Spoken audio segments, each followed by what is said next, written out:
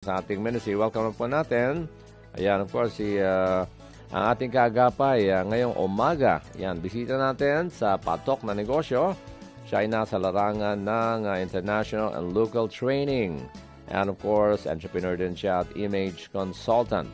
I-welcome natin ngayong umaga si Mrs. Tony Miranda. Magandang umaga, Ma'am Tony. Magandang umaga, Lem. Magandang umaga sa ating lahat ng mga listeners. I'm happy to be back. Yes, maraming salamat, Tony, sa iyong availability and willingness. Alam ko ay nagiging mas busy na, mas abala ang inyong larangan sa kasalukuyan. So, kakamustahin pa rin natin. So, ano ba mas marami sa inyo ngayon, yung local or international na mga activities ninyo, Tony? Sa ngayon, mas marami pa tayong local and then ang international natin mostly virtual. So, wala pa masyadong traveling. Ayun. Pero ang mahalaga, meron ng virtual training, kumbaga tuloy-tuloy na rin. At yan ang blessing sa atin ngayon. Okay, Tony, excited tayo kasi ang ganda ng ating topic ngayon, na hindi lang pampelikula to, kumbaga napapanahon to every time na may naharap na challenge, ang bawat isa, from, ang ganda ng topic kasi, itong from setback to comeback. Ayan bukod sa yung tunog niya, may similarity at the same time, ang ganda ng contrast, So, paano ba nangyari? Ito naging topic natin ngayong umaga, Tony. Yes, napansin ko kasi maraming naapektuhan na negosyo nung pandemic. And although nakakailang years na rin tayo, 2-3 years, yes, hindi lahat nakapag-comeback. Yung iba iwan sa setback or hindi nila siguro na deal. That's why I thought this topic may inspire them and give them a different perspective. Yung ibang pananaw naman dito sa setback. Setback is real. We don't want them to deny na nangyari yun. Bigyan natin sila ng inspirasyon na kaya naman mag-comeback. Yes. Okay. So, nangyari sa akin yung setback, wala pang pandemic. Yun. So, lagi natin nababanggit minsan tuwing nag-guest ako dito sa inyo na marami akong negosyo noon, around 15 to 18. Yes, ang dami, no? Sabay-sabay mo ba yan? O magkakasunod-sunod? Magkakasunod-sunod, but at one point, nagkaroon siya ng parang high time na sabay-sabay. Then eventually, unti-unti nagsara, isa-isa. Yung pagsasara ang hindi sabay-sabay. Pero nagkaroon ng high time na lahat yon minamanage namin as entrepreneurs, hindi siya corporation. So, we own them, no? Yung iba doon, franchisee kami.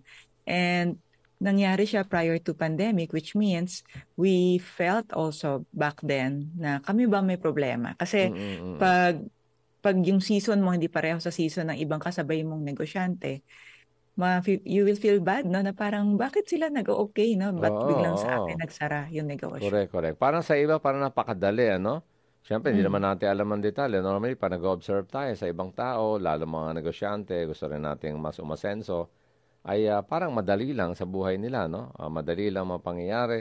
Mabilis dumami ang kliyente, mabilis dumami ang branches. So, and yet, pag kinukumpara sa sariling mga pangyayari and challenges, ay parang araw-araw ay parang mabigat, So, ano bang nakita mo dyan, alam ko marami yan kasi isipin mo, 15 to 18 businesses na halos nag-abot-abot sila at nagsabay-sabay pa. Ang nakita ko dun sa, at least sa personal experience ko, nagkaroon ako ng planning prior, yung kung paano siya i-set up, paano siya i-run.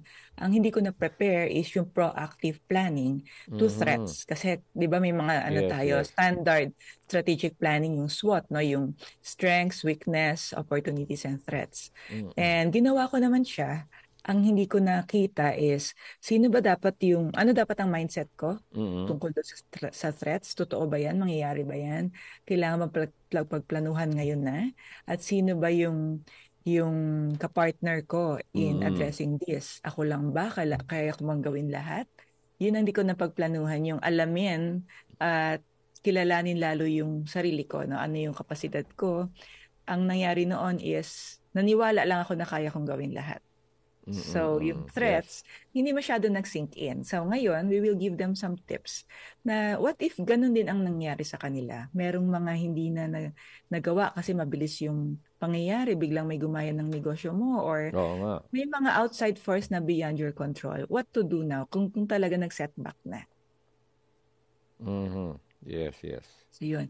Kasi yung setback is actually a failure. No? Kung mahirap siyang i-package pa sa ibang word, it's a failure in some area of your business. Kaya nagka-setback tayo. Or it's an unexpected situation na hindi naman tayo lahat ready. It's just that iba yung naging dating niya sa excuse me for okay. yung sorry, yung dating niya sa emotion, no? So, ang unang process natin diyan is number 1, kasi 4 yung gusto natin ituro sa kanila. Number 1, gusto nating i-drop yung setback mentality. Yung mentality ang i-drop. Hindi natin i-deny yung nangyari. Oo nga. Pero yung mentality, we wanted to drop as soon as possible. At maraming mga tips, practical tips kung paano gagawin. Okay, sige. Titingnan natin yan, no? Kasi, kung sabi mo, yung setback, yung mga pangyayari, yung mga challenges, ay palagi nandyan. So, hindi pwedeng hindi pansinin o baliwalain. Kunya, tanggapin at harapin, ano? Pero, paano ang attitude natin? Siyempre, nangyari na nga alangan na mahabang buhay, nandoon tayo sa sitwasyon na yun, ano? Hindi tayo mananatili doon. So, alamin muna natin, ano ba yung setback mentality? Kasi, paano natin siya i-drop kung yung konsepto ng setback mentality, hindi natin alam. Okay. Kapag nagka-challenges tayo sa business, definitely, nagkaroon ng pause, interruption, losses. So, hindi yan nag-e-end kung kailan mo siya sinaran. Nagsa-start pa lang siya doon. Or, di ba, let's say ongoing and then sinara mo, hindi siya matatapos doon eh. Of course, nag-incur ng losses yan. Nagkaroon pa ng mga other process na kailangan natin gawin from different government agencies to our employees. Siyempre, nagsara yun. May gagawin, di ba? May gagawin na hindi pwedeng, okay, porque nagsara, wala na. Meron pa mga hakbang na ipo-formalize yung pagsasara. Yes. So, tama yun. Gagawin natin yun. Ang dropping the setback mentality is magstay ka doon. Na habang buhay mong dadalhin yung problema, yung hirap na mag-give up ka na lang, ayoko na magnegosyo. Oo nga, or, no? Hindi na nakaalis, ano? Yung bang, yung moment na yon na matagal na nangyari, palaging fresh sa iyo. Hindi ka na makaahon. At meron pang isa, pwedeng hindi ka lang nakaalis at hindi mo rin ginawa. Yung parang ayoko na munang mag-deal ng anything about closure activity. Like, okay na lang, hindi na ako magpapakita sa gobyerno, hindi na ako magbabayad ng separation pay sa aking mga empleyado. Alam naman nating mahirap. Ako, pinagdaanan ko yan. Ilan yung kinloss ko. No? At nakita ko yung difference ng merong presence of mind na asikasuhin yan kahit masakit, kahit mahirap. Kasi yung nagko-close ka na nga pero hindi pa rin naintindihan ng iba. So, mahirapan ka pa sa requirements, diba? So, the thing is, so if we avoid it, mas matindi ang loss after. Yung penalties, yung reklamo, bakit hindi mo sila binigyan ng sabi natin retrenchment or separation pay. So, mas malaki yung impact niya versus asikasuhin yung dapat gawin kapag nag-close. So, yun yung ida-drop natin, no? Nasaktan naman talaga tayo. I think wala namang nagbubukas ng negosyo na sasabihin niya, balang araw, pa nagsara ako, magre-rejoice ako. Wala namang ganong mentality. Siyempre. But we just need to be ready. Ano yung, habang nandiyan pa yung negosyo, ano yung dapat gawin para ma-prevent? Ngayon, kung talagang walang choice, kundi magsara, maraming mga reason, maraming factors, pwedeng hindi na relevant yung business, then i-process natin. So, yun yung first tip na we can drop the mentality, yung setback mentality by facing it head-on, processing what we need to process, and then we also have to process yung self. Ano yun? Yung regret. Doon minsan naiiwan tayo and for a while. Yung sa emotion, ano? Yung sa pagkatao na natin. Kasi ito, mga proseso to. Yung haharapin. Tapos you face it head-on. Tapos mag-aasikaso ka ng mga literal na mga proseso. Pero yung emotion mo, naiiwan doon, no? So, kailangan na i-decide na makawala doon sa emotion. Hindi dahil sa parang hindi ka natuto, kung hindi, natuto ka na nga, kaya kailangan mag-move on na. Yes, yung pag-process ng emotion, dapat tama rin. No? I-encode natin, susulat natin, anong nangyari, bakit tayo nagre-regret, yun ba yung pinamana sa yung negosyo, or may tinamaan ba siyang pride sa'yo, or may na-endanger pang desire.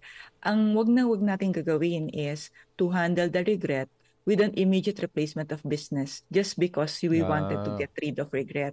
Di ba, dapat may planning. Hindi, ang pagninegosyo kasi hindi pang tapal ng another regret, di ba? So we don't want to go to another wrong start by addressing your regret in a wrong way. So yun yung so we can drop the setback mentality by first processing what we need to process externally, and then internally we process also our regret, and we decide to leave the survival, we call it survival mode. Kasi kapag malalaman natin na isang tao kung hindi siya umaalis do sa setback mentality is kung ang laging mindset niya is sinusurvive lang niya yung nangyari sa kanya. At yung iba, alam mo, Tony, anong nangyari pa? Parang medyo dumadating sila sa point na proud pa sila na survivor ako. Pero hindi lang nare-realize na nasa survival mode lang pala sila. Yes. Para bang, alam mo yon, makausad ka lang sa araw-araw. Which is good, ano? Good din yan dahil nakakausad ka. Pero hindi ka na umangat, hindi mo na mamalayan. Andun ka lang, hindi ka makaalis sa level na yan. Yes. And I was there before, kaya damang-dama kong i-discuss to na I thought it was an act of courage. And I never realized it is an act of not trusting the Lord. Ano yun? Ano yung nakita ko? Paano ka nag-proceed, ano? Okay. Mamaya na yan. First Sige. Tingnan natin kasi yung may transition. Yeah.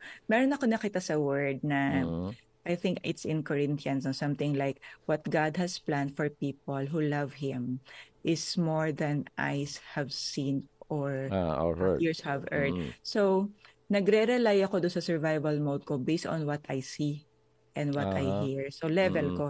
Hindi level ni Lord. So, yun yung parang nakita ko doon. Hindi level of faith, ano? Kundi yung parang practical na aspeto ng buhay. Yes. That's why pagpunta natin sa second, pag yun na yung mindset natin about setback, inaangat mo na siya more than yung level of faith nga. Magdi-decide ka ng umalis doon at mag-move forward. In fact, imbis na move forward nga, tawag ko rise forward. Pero we need to get the right partner na this time. Kasi I'm sure marami na tayong na-realize sa setback. Ano yung mga pros and cons, ano yung mali, ano yung parang what work, 'di ba ganun pa nag-analyze tayo ng feedback, what worked, what did not work, and what should I need or how can I improve this next time. So, isa doon, ang magiging sagot natin is to get the right partner. And sino ba yung partner na ako rin, how I wish sana alam ko na nung simula? Si Jesus. Yun ang sa akin nakita kong malaking difference dun sa sumunod na we call it comeback. No? So, paano ba ako nag-setback? Umalis sa setback, 18 businesses. Paano mo gagawin yun? Dami ba naman, kung tutuusin? Dami, ilang regrets yun, di ba? Pero kung just imagine, yung 18 negosyo na sabay-sabay, kung successful sila sabay-sabay, di napakaraming, bukod sa activities, napakaraming revenues na, resources. Kaya lang kasi, iba rin ang proseso ng Panginoon, Iba rin ang pagtuturo sa iyo. Yeah. Isa sa na-realize ko kasi, yung 18 businesses, yung gusto ko, not necessarily gusto ni Lord para sa akin. So, yun ang nakita kong, yun yung na-process ko sa regret. Na, oo nga, magsisisi ba ako sa isang bagay na ako lang naman ang may gusto. Hindi nga lahat ng pamilya ko gusto yun. Ako lang. So, it's a self-serving business. And nung kung nag-decide na ako na sino na yung i-consult ko, imbis na yung talino ko lang, di ba, pride yun, yung ego ko lang, nagpakumbaba na talaga ako. So, Panginoon, ano talaga yung gusto mong gawin sa akin? In fact, hindi ko naman hiningi na anong gusto mong negosyo para sa akin. Ang sabi ko lang, ano na yung dapat kong gawin? How to serve you, how I really want you to just use me for your glory. And little did I know, of course, hindi ko nga alam, kaya gustong-gusto ko yung sa Corinthians na kinote ko kanina na ibabalik naman ako ni Lord sa tamang puso na, kasi mali yung puso ko nung time na nagnegosyo ako before. At saka, if I may, yung isa pang verse din, na talagang makaka-relate, ang bawat may personal relationship, sa Panginoon Kristo, yung Romans 8:28, na hindi na pinapabayaan ang kanyang mga tinawag, at siyempre may plano siya maganda. Aside from for salvation, yung habang nabubuhay tayo sa mundong ito, may maganda siyang plano at tuturuan din niya tayo paano natin may implement ito, sa paraan niya, sa wisdom niya, at in fact siya nga nagsusupply ng resources at nagbibigay ng skills din at gumagabay Yes. sa atin. O Pati yun. yung ideas, siya Correct. rin yung mga kakaibang ideas. So, Mm. ngayon, mahirap gawin tong number 2, no? Yung find the right partner. Let's say, dinicide natin, Tama. Jesus, ikaw na yung partner ko. So, syempre, hindi naman mangyayari yun kung hindi tayo magsusurrender din sa kanya. Hindi natin siya i-allow, i-take over. So ngayon, ang mga goal setting natin, magbibigay tayo ng space para sa goals niya kasi minsan goal setting natin, puro Oo nga, tayo lang. sarili lang. Mm-mm. Pero may pinaalala sa akin si Lord kasi syempre, pwede ko pa sabing all out na ako, Lord. Sige, Sige. Lord, take over. May pinaalala siya sa akin sa Philippians na forgetting what is behind. Behind. Kasi tao lang naman pwede talagang bumalik, 'di ba? Yung mga alaala natin. And focus moving forward with the Lord for this new business. So, kasi sometimes kasama doon sa forgetting what is behind, if we do not forget, yung mawawala yung confidence mo. Makakalipod natin, mag-focus tayo sa failure, hindi sa accomplishments. Tama, nasisira yung may mga related din na pag-iisip doon sa verse na yan na siyempre na nasisira yung present dahil tingin ka ng tingin sa nakalipas, hindi ka makapag-isip na maayos sa present. So, apektado, hindi lang ang present, hindi mo siya na-enjoy, pati future, apektado na rin. So, ano nangyari? Miserable ang buhay. Samantalang kung tutuusin. Or you get stuck. Nasa-stuck tayo na parang mali ata, Lord. So, kunyari lang, kinonsult natin, tapos hindi rin natin siya susundin as a partner sa business. Hindi naman pinagkatiwalaan ng todo-todo. Ayan. Okay.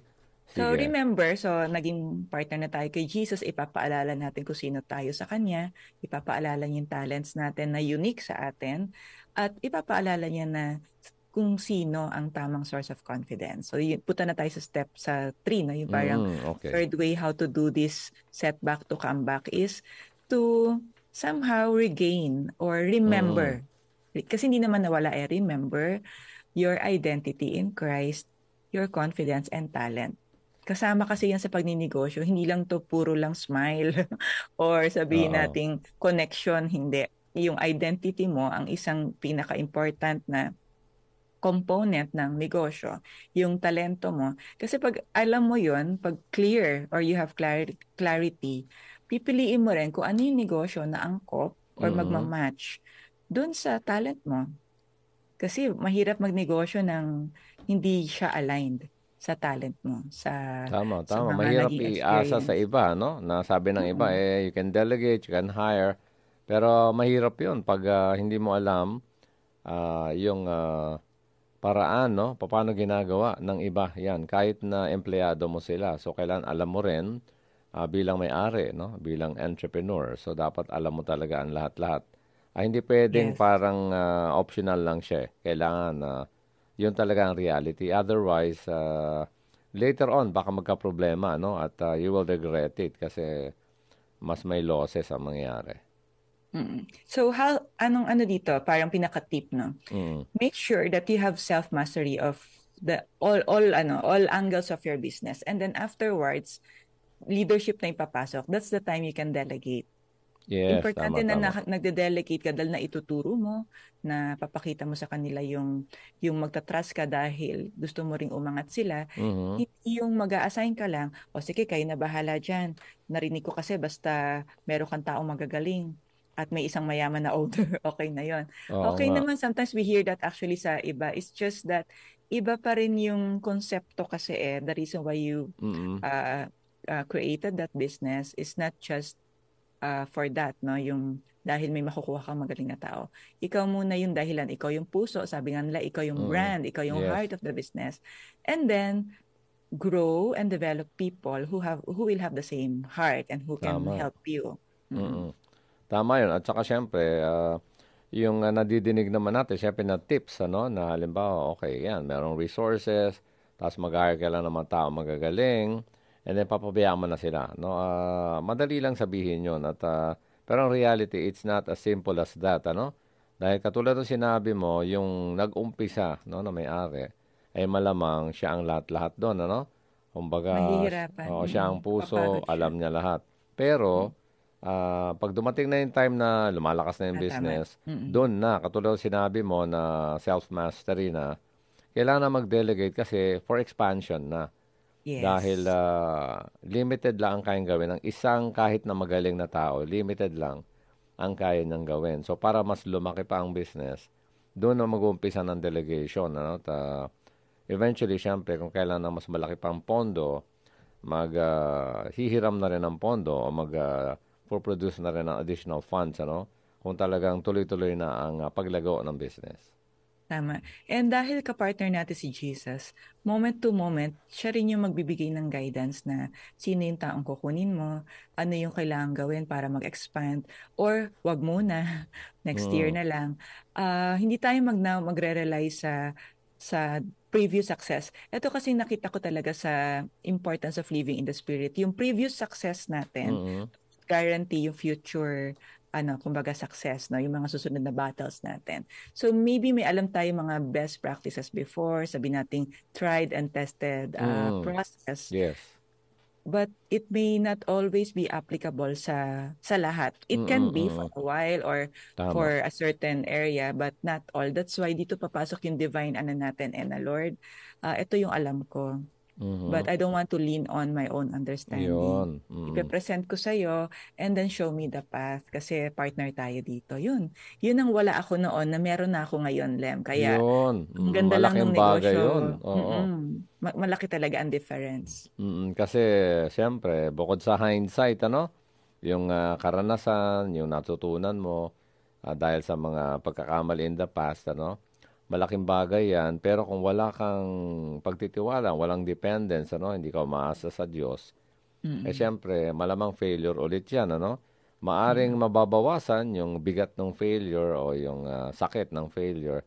Pero malamang ganun pa rin kasi hindi mo pa nakita Samantala ngayon, na-realize mo na malaki at napakahalaga ng role ng Diyos, sa atin, I'm sure, yung mga talagang seryosong mga negosyante, na hindi lang sila nagnenegosyo for profit, ay talagang kasama ang Diyos dyan, ang pagtitiwala sa Diyos. At marami na tayo nakausap din sa Entrepreneur Special na mga kaagapay din natin, na talagang yung mga seryoso sa negosyo at lumalaki, kahit napakalaki ng challenges, napakarami, patuloy na lumalago, tumitibay yung mga negosyo nila. And lumalago yun, hindi dahil walang problema kasi ang negosyo Correct. talaga, in out ang challenges. Yes, And yes. that's business. Basically, yun ang ng business. Tama. And ang difference ng isang negosyante na nag-develop or merong tinatawag na grit and resilience ng sa kanila lang versus a negosyante na may grit and resilience anchored on the Lord. Yung isa, merong joy and peace at nakakatulog. Maski na, di ba? Maski na may problema. At yun yung source ng grit at resilience niya. Yung isa naman, grit resilience, pero parang pagod na pagod. Correct. Kasi nga binubuhat binubuhat niya lahat Samantalang kapag pinapasa mo sa Lord, hindi naman ibig sabihin wala ka nang ginawa. Ginagawa mo pa rin yung part mo. Pero yung perspective mo, pananaw mo sa buhay, may tamang pananampalataya ka, makikita yun mararamdaman yan, hindi lang ng tao na mismo na yan, pati yung mga business partners or mga empleyado, makikita yan lalabas at lalabas yan kung ano ang pananaw. Yes. Yes. So, yun na, let's say, nag-setback na kanina, umalis na sila sa mentality kasi nakita nila na hindi pala yun makakatulong sa maski na lang personal growth, kung hindi agad-agad magnegosyo sa susunod, at least personal growth. And then, na-realize na nila na before I look for the right, sabi nating ka-joint venture, maging partner mo na yung life, for life, si Jesus. And then, dapat maalala nila kung sino sila, identity, talent, uniqueness. Ang goal na ngayon is hindi siya yung parang malakihang step, na parang from here is to another. It is a moment to moment choosing to rise forward. Kasi meron tayong move forward. So move forward, flat siya Okay. Pero Sige, maganda to rise, Iba to. Ibang dimension na to Hindi lang yung parang the normal, okay, 1 plus 1. Tapos dahan-dahan, one step at a time. Pero dapat naka-angle siya kasi rise forward. So, hindi naman yung ang nangyayari talaga kapag in partnership with the Lord. Ang dami niyang surprises. Paano ko ba sasabihin to? Sure na sure lang ako kapag you are in partnership with the Lord na every day is not the same as yesterday, pataas. Hindi siya kasi flat Pwede kasi nagpo-forward lang tayo. moving on lang siya or moving forward. Pero not necessarily umaangat. And for me, when I say umaangat, is yung spiritual growth. Basic siya and everything else will follow. Tama. Alam mo, siguro dagdagan pa natin yan, no? Para lalo nilang maunawaan, listeners and viewers natin, Tony, na syempre kapag gumaganda yung quality, halimbawa ng negosyo, tumataas siya, pataas, kahit dahan-dahan yan. Ibig sabihin nun, bukod sa lumalakas ang business, tumitindi rin yung quality ng challenge kasi yun ang nalalampasan mo No, para bang kumbaga sa character, ini-stretch yung character ng tao. So ibig sabihin, lalo nagiging mas matatag. Ibig sabihin nun, nalampasan yung mas mabibigat na challenges. So ganun din ang nangyari sa negosyo. Kaya nasasabi mo at based sa iyong karanasan at sa natututunan mo sa ngayon na meron ka ng partner ng Panginoon Jesucristo sa iyong business na siniseryoso mo na yan. Kaya nagra-rise ka upward, no? Hindi lang parang horizontal na umuusad. Tama. And then kapag yung moment-to-moment success, kasi di ba we celebrate small wins. Right. Nawawala na talaga yung focus mo sa'yo talagang, Lord. Di ba, glory to you, Lord. Kasi alam mo na kung ikaw lang hindi kakayanin yung I-rise forward. Pero move forward, pwede siguro dahil kilala mo yung sarili mo, kabisado mo, calculated minsan, risk. sa galing mo lang, kala mo, tuloy-tuloy na. Pero yung umangat, moment to moment, alam mo si Lord yan. Yes, at minsan nga, hindi mo na-predict na yung little successes mo, yung small wins mo, talagang minsan sunod-sunod, sabay-sabay no? So, obviously, talagang si Lord lang ang source niyan, Pero, again, binabalik natin ang reality na hindi naman ito nangyayari on its own, di ba? Meron tayong input, katulad ng sinasabi mo nga, kasama na yung lessons learned mo na sa dami ng business mo, sunod-sunod, sabay-sabay. Ganun din, no? Sunod-sunod, sabay-sabay din yung mga problema na hinarap mo, nilampasan mo, at napagtagumpayan na. That's why I use the word partnership kasi may part tayo, may role tayo. And anytime na we do it on our own, like pride, kaya ko to, then natuwa ka na doon sa increase ng mo at gawin mo na naman yan sa sarili mo. For me, no, malaki yung difference agad nung detachment na yon. Sabi mo, isang araw lang yon, 2 days lang siya. And ano yung ibig ko sabihin? Sa negosyo, nagkakamali rin tayo. Minsan may na-offend tayo or may na-offend natin si Lord. And yung sinasabi kong konting detachment na yon is yung lifestyle of confession, yung lifestyle of really just being humble na, Lord, I repent on this, nagkamali ulit ako, or nakalimutan na naman kita, no, na na-partner kita, I'm doing it on my own. And yun yung very, very, kumbaga, different sa akin ngayon. And I hope makita rin ng iba na yung partnership dito is critical. When I say critical, vital siya. Vital to sustain. So, in as much as marami mga support groups na mga negosyo, di ba, mga negosyante. Yes. We wanted to be, sabihin natin, mindful and intentional also with our partnership with Jesus. Tama, napakahalaga nun. At sabi mo nga, siyempre, di ba, sa dami ng mga negosyong inawakan at napagtagumpayan, marami din challenges. Pero pag tinitingnan ko yung video mo, hindi na mahalata, no? Parang, kumbaga, galing ka sa gera, no? So, dahil sa kabutihan ng Panginoon, kita natin yan. Na, grace talaga ni Lord. Yes, yung grasya ng Panginoon, tsaka yung result ng total dependence sa Kanya, ano man ang challenge, makikita rin eventually, mararamdaman, makikita ng mga kausap natin, o kaya business partners, o mga kliyente, nakikita yan no? Nararanasan ng mga kausap natin. Siyempre, kasama na yung ginagawa natin, pero may mga factors talaga na hindi natin nga kailangang ipaliwanag Nalalaman na lang yan ng kausap natin Nararamdaman din. Yes, nararamdaman din yung sincerity natin, yung integrity natin. So, ayan na. Ready na sila mag-comeback. Okay na. Kayang-kaya mag-set back to comeback talaga. Yes, tama lang dapat yung paraan natin. Tama. So, set the stage na. Prepared na ang lahat para sa pagbabalik ng nagkamaling negosyante at patungan sa tagumpay. Kasama na, business partner na ang Diyos. Ayan. Ako, Tony, napakabilis ng oras. As always, kwentuhan lang pero maraming lessons learned na na hindi lang ito parang inimbento mo lang. Kasi lahat ito ay hango sa iyong karanasan. At you're sharing it from your heart at the same time as simple as possible. Ano? Yung simple words lang ginagamit mo. So, ang maganda ngayon, i-share mo yung contact details, Tony, para sa mga nais na, siyempre, kumonsulta sa'yo. Alam ko may mga events ka rin na hinahawakan at even yung mga kumpanya na humihingi ng assistance mo, Tony. Okay, so if you need a speaker or a leadership development trainer for your events for your company, or even to your core group sa church natin, sa ministry, sa association, you may visit my website www.toni.ph, or you can call me at 0917-138-8638.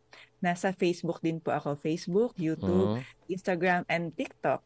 Please look for Tony Miranda, Motivational Speaker. Yun. So, Tony Miranda, yun ay T-O-N-I, no? Miranda. Ayan. Ako, maraming salamat as always, Tony Miranda.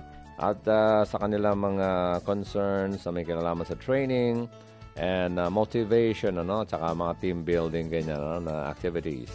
Thank you so much. Maraming salamat. Thank you too. God bless you. God bless. Okay.